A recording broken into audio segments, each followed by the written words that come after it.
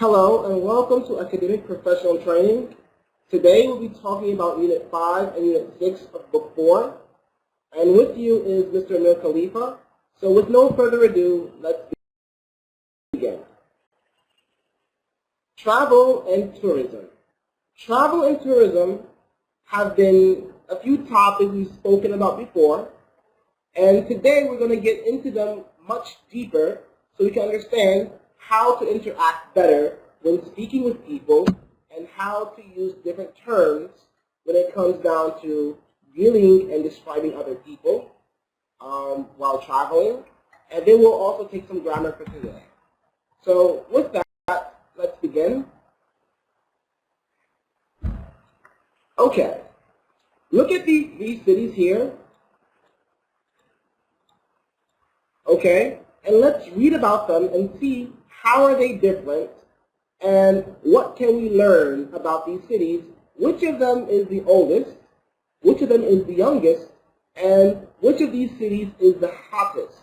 Okay, so Tokyo was known as Edo until 1868.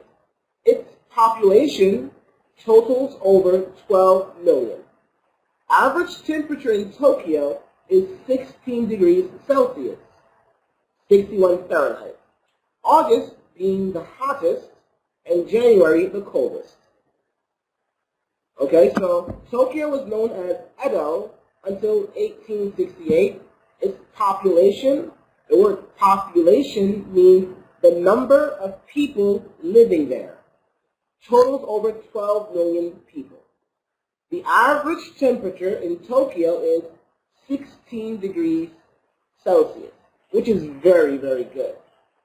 Around 61 Fahrenheit. August being the hottest and January being the coldest. Okay? As far as London, London was founded 43 AD, over 1900 years ago. Its population is nearly 8 million people. It has temperatures about 15 degrees Celsius, which is about 59 degrees Fahrenheit, and areas around London could reach 30 degrees Celsius, which is 86 degrees Fahrenheit. Okay, so London was founded in the year 43, which is a very long time ago. Okay. Its population has nearly 8 million people, and the temperature is about 15 degrees Celsius. Some places would reach 30 degrees Celsius, depending on where it is exactly, okay? And the last city, Los Angeles. Los Angeles was founded in 1781. It has a population of over 3.8 million. Winters are mildly cool to warm with average high temperatures of 68 Fahrenheit, which is also 20 degrees Celsius. Okay? So in Los Angeles, it was founded in 1781. Okay? It has over 3.8 million people, and the degree is about 20 degrees Celsius. Okay. So which city is the oldest? Which city is the warmest, and which city has the most people? Okay? Which is closest to you, which is furthest? Okay. So, which city is the oldest city? So let's look again at the three cities and see when were these cities founded, when were they created? Okay? So Tokyo was known as Edo until 1868. So this is when Tokyo began. It was in 1868. Okay? London began in year 43. And Los Angeles began in 1781. So that means that the oldest city is London. London is the oldest city. Okay? London is now the oldest city here. Okay, which city is the warmest? Which city has the highest temperature? Okay? In Tokyo, it's 16 degrees. In London, it's 15 degrees, and in some places it's 30 degrees. And in Los Angeles, it's about 20 degrees. Okay? So what that means is that in most places, Los Angeles would be the warmest, but also in some areas, London is more warmer than Los Angeles. Okay, so Los Angeles is our answer, and sometimes London. Okay.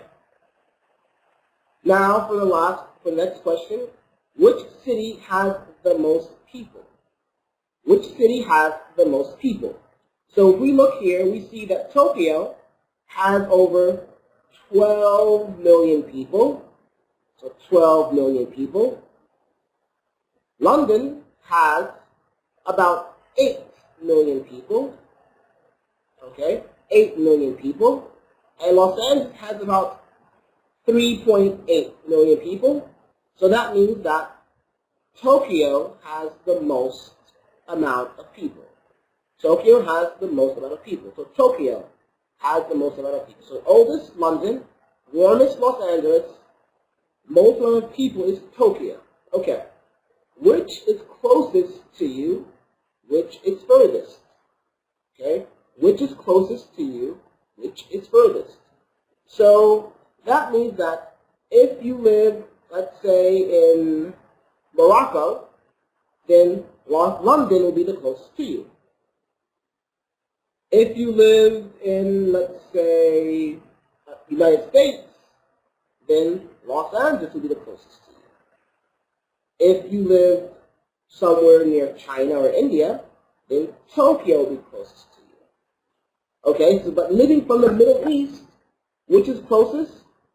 Most likely London. London will be the closest to you. Okay, now let's move on.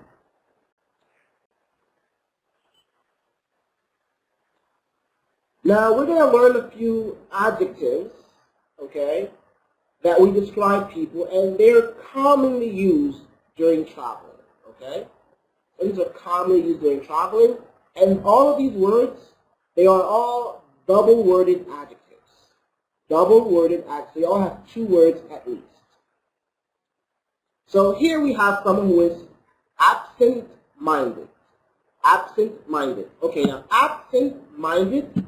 Absent means not here. Okay? And this is mine. So someone who is absent-minded, he walks in, he does not pay attention to what's happening around him. He does not notice what's going on. Okay? So the person who's absent-minded, he just walks in, whistles as he walks.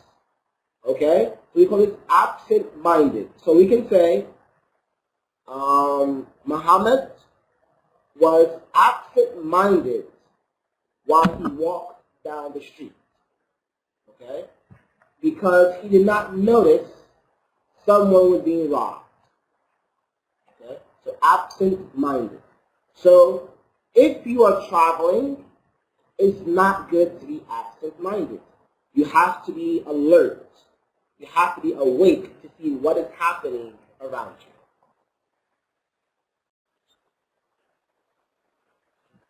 Okay, here we have someone who seems to be under control.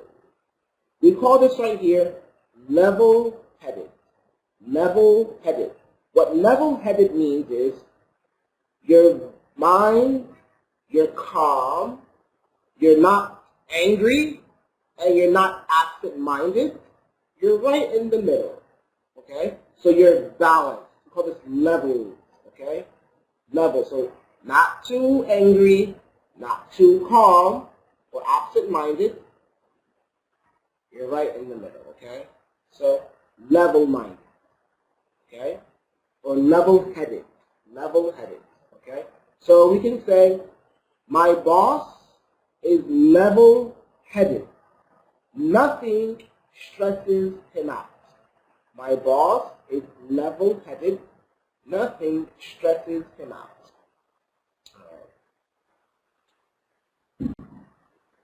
Okay, now here, what do we see?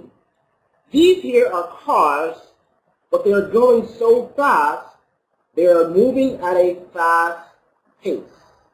Okay, so a fast pace.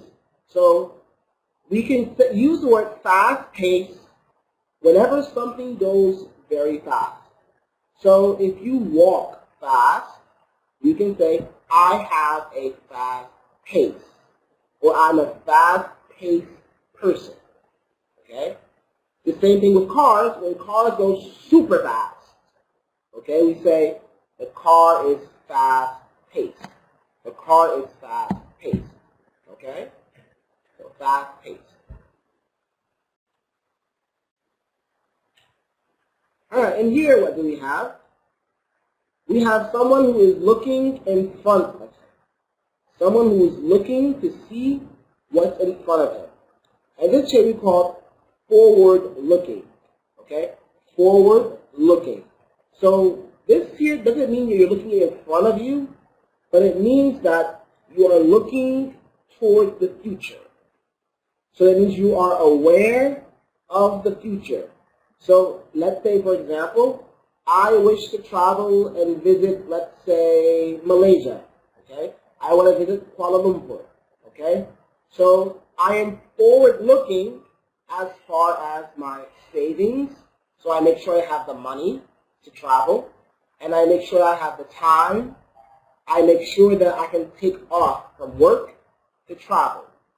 And so I am planning everything for my future. Okay? This is called forward looking.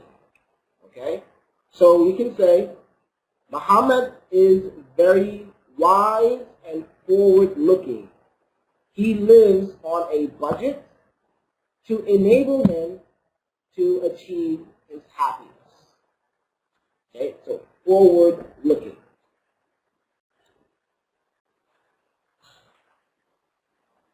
Here what do we have? We have people who are graduating from school. They are graduating from school. So they have their degrees. If you have a degree from college, we say that you are highly educated. High, from high, highly educated. Okay, so highly educated.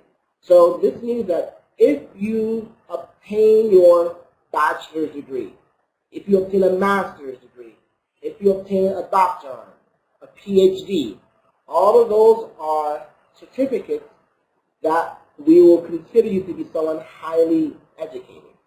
Highly educated. Okay? So let's mention someone that we know who is highly educated. And let's say someone like,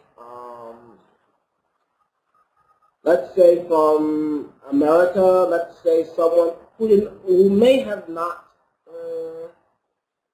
let's say Mark Zuckerberg, okay, who created Facebook. He is a highly educated person, okay? If we said someone like Professor Mehdi Yaqub, he's a heart specialist, the doctor for heart, which we call a cardiologist, okay? A cardiologist, all right? So he is highly educated, okay? Okay. Now here, let's read this picture here.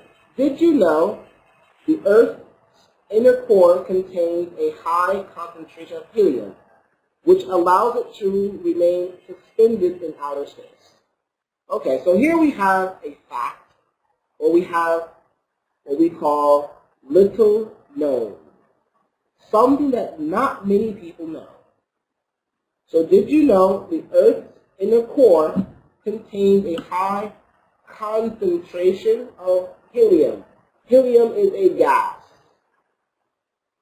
which allows a planet, Earth, to remain suspended. So it remains hanging in space. So it doesn't fall, doesn't move, it just stays in its orbit. Okay? So it's something little known. Okay, so we say little known. Alright, so let's say if someone got married and you did not know, and no one knew that he got married. Okay? We will say that little known did we know that he got married. We did not know that he got married. Little known. Okay? It's very simple, very easy. Little known.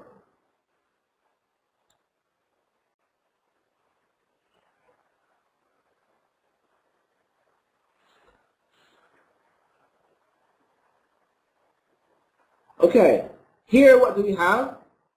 Here we have someone who is very angry and he is screaming, he's shouting. Okay, he's very angry. Okay, and we call this right here hot-headed. Hot-headed. Okay, hot-headed is what we use for someone who has a temper, and we say hot-headed. Why? Because if you look, do you see the color red?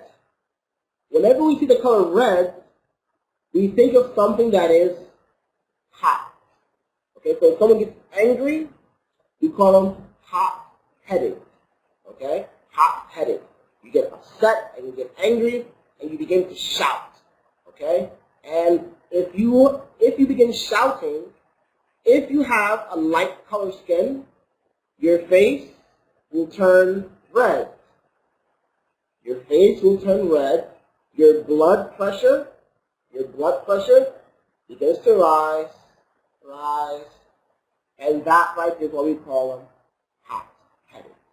Hot-headed. Okay? So I have a hot-headed boss. I have a hot-headed boss who screams at everything. Or screams for no reason. Okay? So hot-headed. Okay, here what do we have? We have people who seem very, very happy. Very, very happy. Okay? And we call this here high-spirited. High-spirited. Okay, so what is the spirit? Okay. The body has three components. Okay? You have the body, the mind, and then we have what's called the soul, or the spirit. Okay, the spirit is what's inside of us, but you can't see. Okay, so it's the spirit. So God placed spirits or souls inside of us. Okay, so you have a high spirit, means you're always happy. You're always joyful. Okay. So someone who is high-spirited is always happy. Okay? High-spirited. Okay? So I'm sure we all have a friend that whenever we see that friend, they're always smiling. They're always happy. They're always optimistic. Let's put this one here down. Optimistic. Okay, now what does the word optimistic mean? Optimistic means that someone who always thinks positive. Always thinks positive. Okay. Now if you don't know what positive means,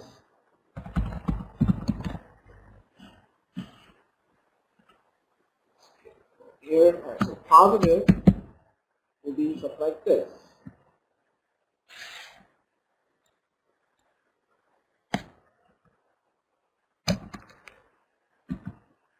Okay, so positive.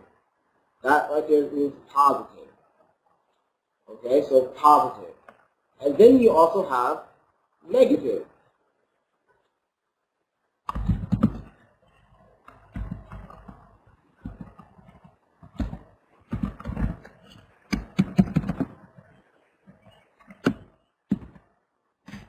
Okay, so negative is this right here. Someone who's he always finds something bad to say, something hard to say. So someone who's negative. So optimistic is being positive. Okay, so let's say you have a test. An optimistic person will say, I'm going to pass, I studied hard, I can do this. Someone who is negative will say, I can't do this, I didn't study enough, I need more time, I need this, I need that. That's being negative. But optimistic, they are high-spirited people. They are high-spirited people. Okay?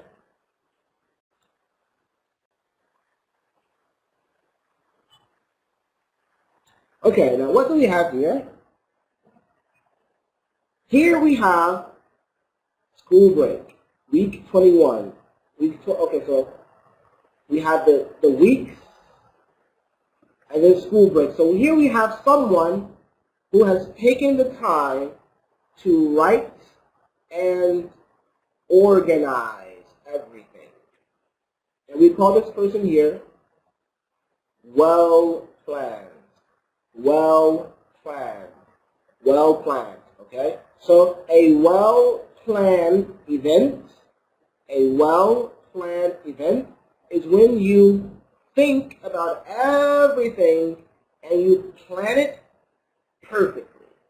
You plan it perfectly. Okay?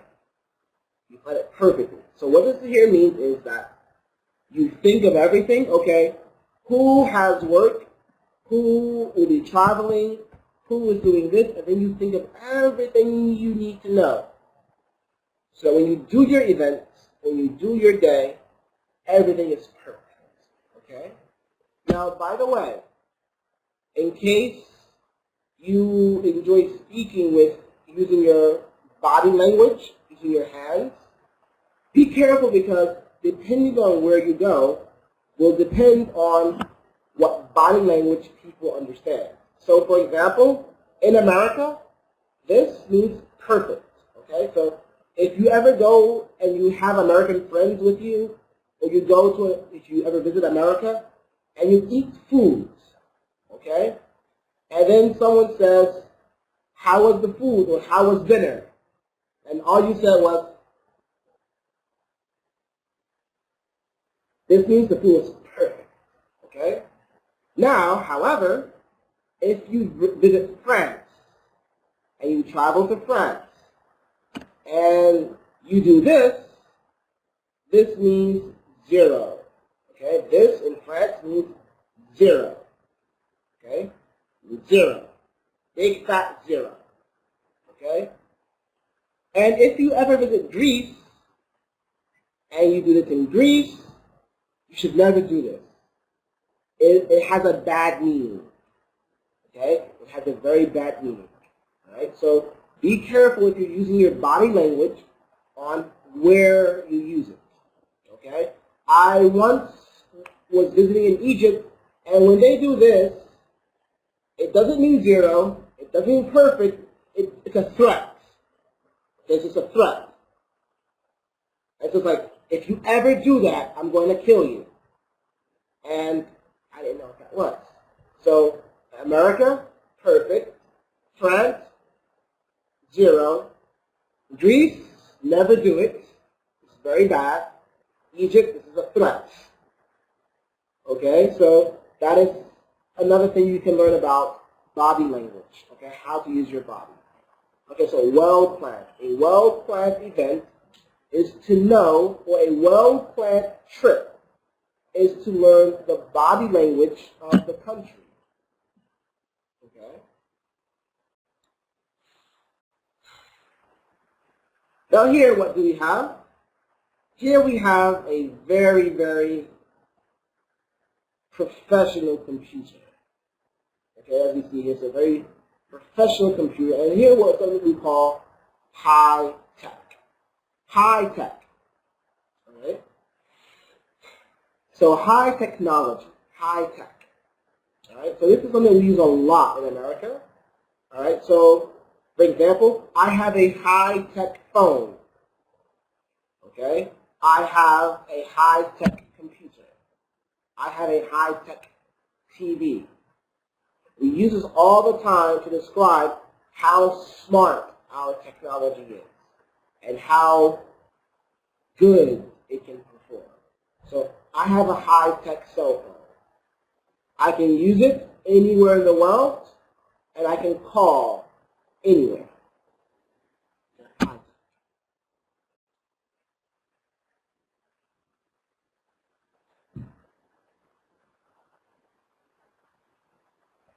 Okay, now here what do we have? Here we have someone who is holding his neck because he's in a lot of pain. Alright? And this we call long suffering. Long suffering. So I've been out working all day and my head hurts. I have a migraine. Okay, you know what a migraine is? A headache. A headache. Okay? Headache. Okay?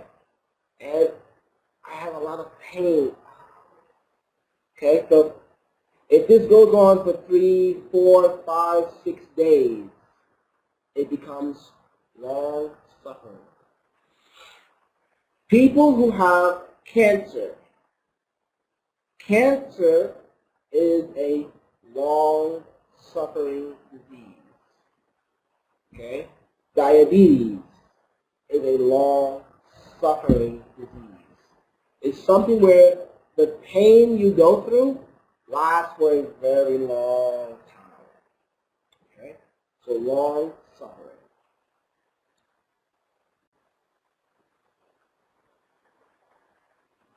Okay, now this animal here is called a snail.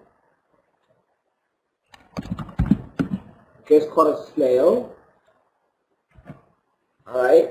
And how fast does this animal here walk? It walks very slow, right? And so we call this right here slow pace. We just took fast pace, and now the opposite of fast pace is slow pace. Okay? So slow pace. Alright, so my friends are slow paced when they walk. So whenever they walk very, very slow. Okay? Walk very, very slow. Alright, now here we have someone who's just sitting and seems very lackluster. Lackluster is someone who just, I'm tired of life and I'm sick of this, I'm sick of that. I don't want to do anything anymore. I give up. Lackluster is the opposite of high-spirited. Okay, so lackluster is the opposite of high-spirited. Right, so someone who's high-spirited, who's always happy, always optimistic. A lackluster is someone who is very pessimistic. Okay? Pessimistic. Pessimistic means someone who is negative. Someone who does not want to do anything. Okay? This is what we call lackluster. Okay? So, my friend Johnny is a lackluster. He does not do anything at all.